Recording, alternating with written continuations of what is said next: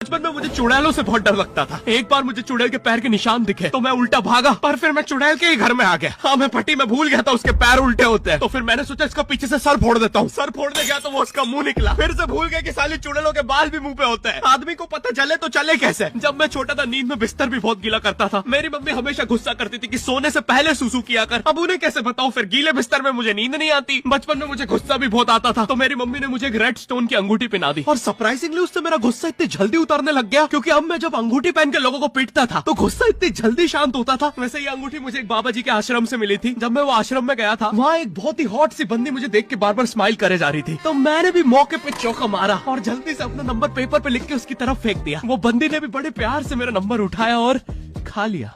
अरे भाई, उसको भूत लगे, वो तब से सबको स्माइल दे रही है। हम भी सुबह से नंबर फेंक रहे हैं, अभी तक 2 किलो पेपर खा गई है। बचपन में मेरी मम्मी हमेशा बोलती रहती थी कि बाहर जाके खेलो। अब बाहर मेरे मोहल्ले के बच्चे भाई वो ऐसे अजीब अजीब से गेम्स खेलते थे। कहीं ड्रैगन फ्लाई में रस्सी बांध के उसको पेट बना लिया है, कहीं नंगे भाग रहे टायर के पीछे लकड़ी मारते मारते। मेरी मम्मी को उन पे दया आ रही है कि बेचारे गरीब बच्चे किसी भी चीज से खेल लेते हैं, फिर हमारी कार पलट जाती है। हाँ, वो टायर हमारी कार का था। और मुझे एक बात बताओ, चक्के से खेलने पे वो गरीब कैसे कंसिडर हो रहे हैं? क्या पता उनने कार खरीद के चक्का निकाला हो, क्या पता लैम्बोर्गिनी के चक्के खेल रहे हो। नहीं, तुम्हें कैसे पता चल रहा है वो गरीब है या अमीर? और एक चक्के से इतनी सारी एक्टिविटी करेंगे ये लोग। कभी चक्के में रस्सी बांध के झूला बना दिया, कभी झूले से फिका के खुद को लूला बना दिया, कभी लूले पे झूला बांधकर हुला हू बना दिया। ये इतने हरामी बच्चे थे, इनके साथ कोई भी घर घर नहीं खेलता था, क्योंकि घर ये जुए में लगा के हार जाते हैं। ये वो बच्चे जिन्हें तुम रिमोट कंट्रोल कार भी दोगे तो उसकी मोटर निकाल के पंखा बनाएंगे। एक बार इन्होंने रिमोट कंट्रोल रिमोट बनाया था। तुम अगर इस रिमोट पे बटन दबाओगे तो इस रिमोट पे बटन दबेगी, बस।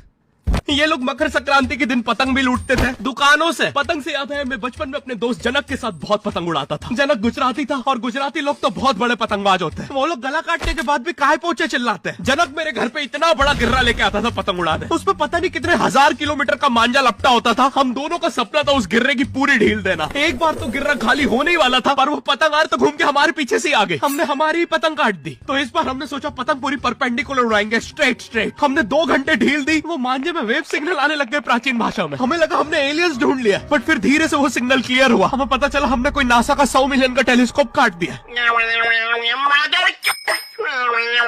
पतंग नीचे ले, टेलीस्कोप काट दिया।